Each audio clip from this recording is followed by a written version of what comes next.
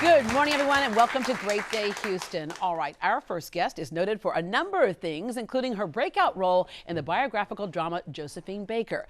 That earned her a Golden Globe nomination and an Emmy Award. Her current role is the First Lady of Mega Church Calvary Fellow World Ministries. Oprah Winfrey found her to be the perfect match for the role in her hit TV show Greenleaf. Was never in my mind anybody other than Lynn Whitfield for Lady May. There was some early talk of me playing Lady May. And when I read it, I just thought, wow, is that a fantastic, juicy, wonderful character to play. If you get any sense that she's having a hard time adjusting here or doing anything, out of the ordinary, you be sure. Here to share a message with us is award-winning actress Lynn Whitfield. Good morning. Let me just say, when Oprah says, then you know you got to be good. Oh, that's pretty that's cool. so great. I know. It made me feel so great. Yeah. But then Oprah's smart. Yeah. She knows what she's talking about, right? No, it's been fun. I always say we know where people are and we don't know how they got there. So I'm going to back up. And when you look at how you grew up, there was no question that you were going to go to school as in college.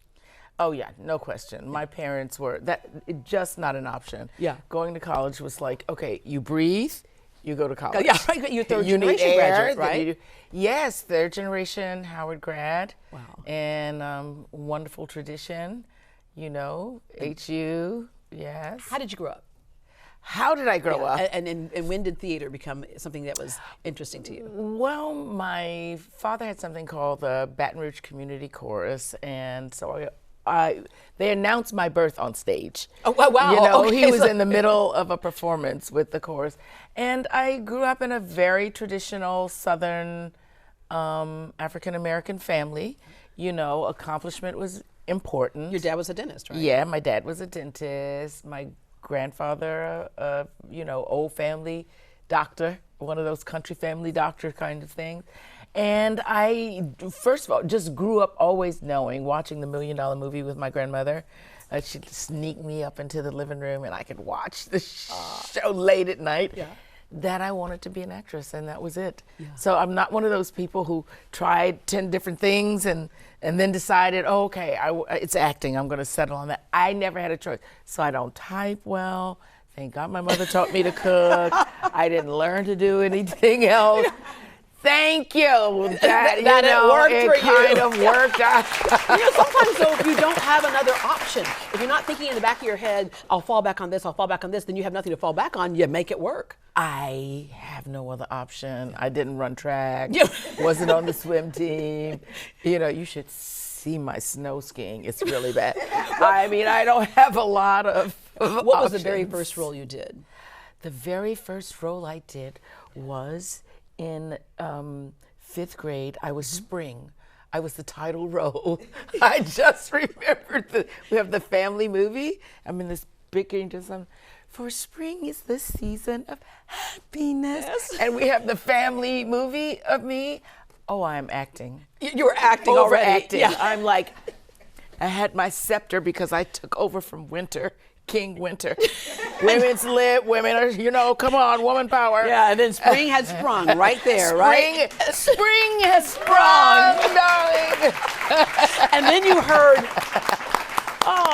and that's one of those things that can be really kind of cool because you get immediate gratification or you get immediate approval of what you just did. I know, but then what happens is that, in television you don't get to. Right, exactly. You don't It's a get different to hear transition. That. You don't get to hear that. In theater, you get to hear them laugh. You don't hear a teardrop.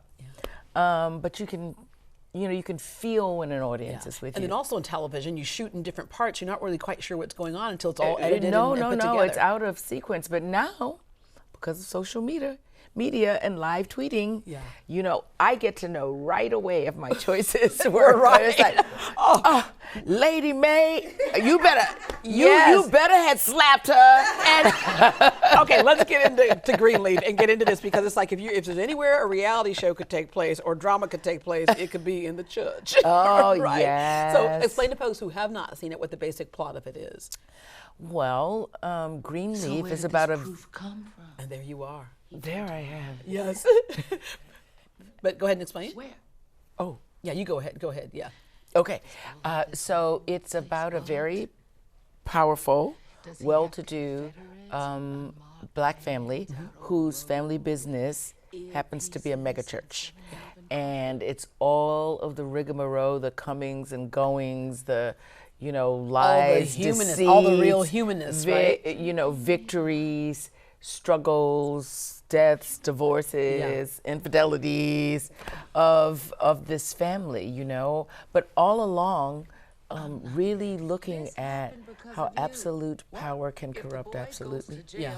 Really looking at the fact and asking the question of our audience, who are you following? Yeah. Are you following God or are you following men? Yeah, and I think it also the message it reminds you of is that sometimes people think just because you're in the church or a leader in the church is that you are perfect, and you are always going to be reminded of how human you really are. Well, you know what? The thing is that leadership is like that.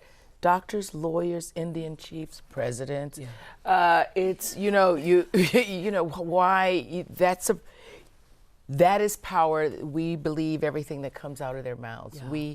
And it just doesn't work that way. And that was one of the reasons I wanted to do this show, because I think that we as human beings need to realize our personal relationship with whomever we believe in. For me, it's God. Yeah. It's personal. Yeah. And you don't have to go through anyone to access that relationship, Yeah. And I wanted to do it because at the very spine and core of the story, it investigates that, all the while being entertaining. Yeah. The question I'm asked so often when we have celebrities come through is people say, well, how do I get started? Or my child I know is great at this. And so what advice do you have? And we have some young people here from high school, middle school, are with us today. So beautiful. And so what advice do you have for any of them who feel like this is a career they'd love to take? Preparation. And preparation is about learning your craft. Preparation is about learning the business. Yeah. What you majoring in college? So boring. Oh. Theater. Theater. Okay. A Bachelor of Fine Arts. You said preparation. Well, I did, but it also, I wish I majored in business and theater. Well, business and theater, that could be good. Yeah, manage your career. Yeah, but I think preparation, really being ready, because there's so many hard knocks in this business. Mm-hmm. Where you can land is on what you know. Yeah. What you know of who you are, what you know of what you know how to do. How you know how to navigate in the business. So it's a lot of learning, and then after all of that, having the authority to put it out there the way you see it, the way you feel it. Yeah.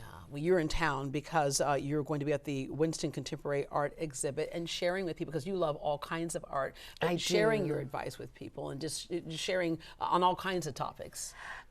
I don't know when people say sharing my advice. Every time someone says, we want to have you, we want to have a conversation, I'm like, me?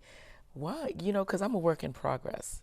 I have so much more that I want to do. But because you've worked. So many things I can improve on, but because I've worked, yes. So yes, Winston Art Gallery, it's new. It's having its 1-year anniversary. It's a great space for young people as well, because it's featuring international artists, famed artists, but also local art. Yeah. I was at the show yesterday, went to the gallery, and it's a show that this young man, Rico, Rico, you'll see. Yeah. But it's a commentary on where we are in society right now. And that is the beauty of art. Yes, looking at criminal justice, looking at woman power, looking at the circumstances we're in right now, relationships with police, and how our own safety, A historical record. It Lynn, is. It is so cool to finally meet you in person. Are you dismissing me? I am not dismissing You're you. dismissing I me. am letting you go out into the world and touch other lives right now.